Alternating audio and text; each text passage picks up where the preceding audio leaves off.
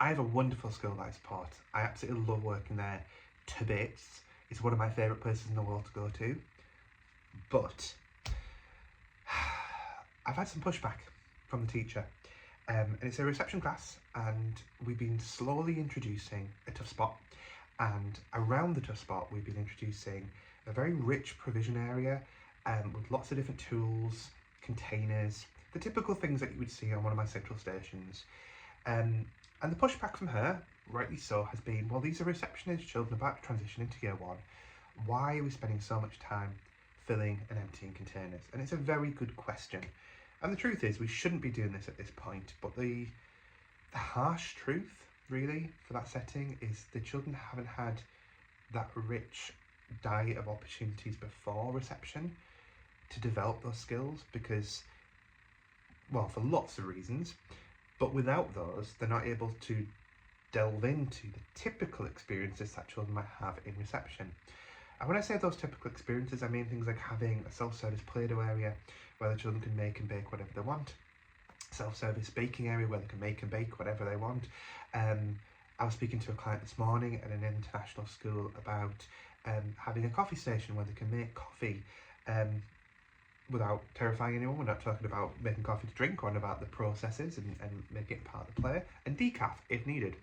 But we're talking about those complex play opportunities that we typically see when children have got a lot of information, a lot of knowledge, skills and dispositions that they can pull together to form into those complex operations. But we don't just drop into that play. There's a real journey to get to that, and this video is about talking to you about the journey from our youngest children, from our babies, all the way through to reception, recognising the different things we've got to do in provision to get to where we need to be. So, in a nutshell, the vast majority of the provision that you're providing to your babies will be rooted in the world of exploration. We know that our very youngest children need to be able to be exposed to lots of different tools made out of lots of different materials and to be able to use all of their senses to make sense of those objects. I'm talking about having things like wooden spoons, about having brushes, about having different containers for them to be able to take and put in their mouths and listen to, etc. There are lots of those things available generally in our provision, and they don't have to be in a treasure basket, but a treasure basket's a really good place to do that. Generally because most of our children are more static at this age and are best served a basket in front of them containing objects that they can retrieve and find and play with. That's quite well understood. You can find out more about that on our website, looking at treasure baskets, looking at the work of Eleanor Goldschmied if you want to, and also differ a little bit in terms of my interpretation of high quality treasure baskets and discovery baskets compared to Eleanor Goldschmied. She's still an expert and definitely follow her work. Those treasure baskets are not just mindless though. They should contain a real richness in textures and richness in tools. I'm specifically referring to things like your spoons, your brushes, the different things that eventually children can use for different purposes, such as filling and emptying. Because what we want the children to do, our very youngest of children, is to become exposed to those resources, explore them, use their senses to make sense of them, because eventually they'll be able to take that information and do something more with it. So as they advance, they get a little bit older still, our children move away from those static discovery basket play opportunities and begin moving around the space. And as they're moving around the space, they're usually taking some of these tools with them. And those tools then move away from simply being placed in their mouth to being thrown across a room, potentially even combining one tool with another and doing some kind of additional play. That's brilliant. That gives us more opportunity as a child to understand it's not just about what it feels like, what it smells like, what it tastes like, but it's also about what I can now do with those resources. What's the affordance of this resource? What are my capacities and potential in those resources? As we get older still, children generally tend to leave the realm of treasure baskets, and we set up provision available on shelving units and bigger baskets, and perhaps a slightly richer arrangement of those tools because we see those children using those tools in different contexts. And this is where the concept of familiar or similar comes in.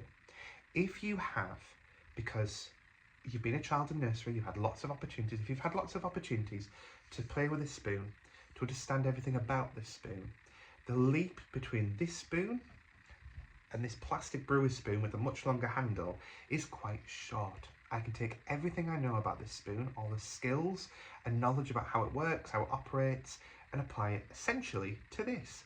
And if I can do it to this, I can also do it to this metal one here. I can also do it to this slightly unusual metal one here as well. And beyond that, I begin to apply it to lots of different things that are like scoops and spoons.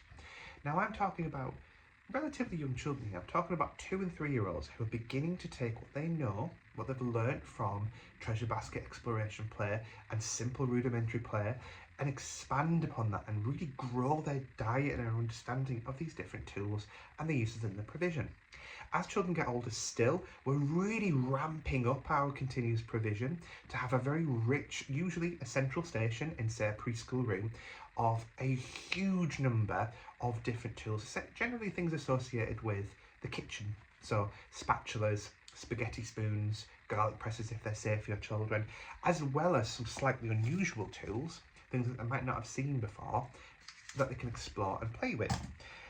We're also stepping up what we can do with those tools. So we're providing in our Tough Spot tray different textures and materials so that you can take your knowledge of a spoon. Well, I know this spoon works a certain way in the water, but Mrs. put out today gloop in the Tough Spot. I want to see if I can use this tool in that context. Brilliant, but that's not the end of the journey. What we're looking to do is move beyond that schematic play realm, beyond sort of quite simple applications of knowledge, skills and dispositions from other tool use and exploration into complex operations, which is where we start to step into more complex role play, like a self-service Play-Doh area. So we have all of these wonderful tools that we've really played with for a long period of time on repetition. As we know from Marie Montessori, repetition is key for us to understand how to do something. We've got all of this knowledge of these tools, we now need to do something more complex with them. So if you had available, say when you're making Play-Doh, you maybe made available the cocoa powder, or you made available some herbs or something that you would traditionally put in with the children, but you leave available to explore. Well, of course, on the first day, they're going to chuck it all in, and they're going to learn on that first day that there's too many herbs in here. It's changed the texture, it's changed the smell, it's changed whatever. So again, repetition, they might do it the second day and the third day, and eventually they begin to understand and learn that too many of those herbs makes the Play-Doh do X, Y, or Z. And then you might make some more Play-Doh with them moving forwards, and you might choose to leave out the flour this time, of course being very safe and sensible. We've baked our flour, and adding more flour into the Play-Doh changes the taste and texture. And I know I can get that tool from over there, and I can measure out some water to put into the Play-Doh to change the texture to move it forwards. What we're aiming to do from treasure basket all the way through to the end of reception is move from simple exploration to complex problem solving happening with complex play. And the only way we can do that is by passing through all of these different steps. So if you are in an environment, perhaps you're in a school setting where children are coming to you at 3, but you are not certain about their nursery provision beforehand. Maybe some children went to a genuinely amazing local nursery, but some children didn't go to any nursery or childminder and didn't have those rich experiences at home. Well, if that's the case, then we need to think about establishing those early days, perhaps having a month or 2 of that, and then trying to accelerate that play towards that rich tool use, moving on in time. If you're in a reception class and you know your children haven't had that rich diet of those tools, we can't move to complex operations just yet. That being said, if the children have been to a nursery or a childminder and had those super rich experiences, then they can most certainly move on quicker to that more complex problem solving, that more complex play.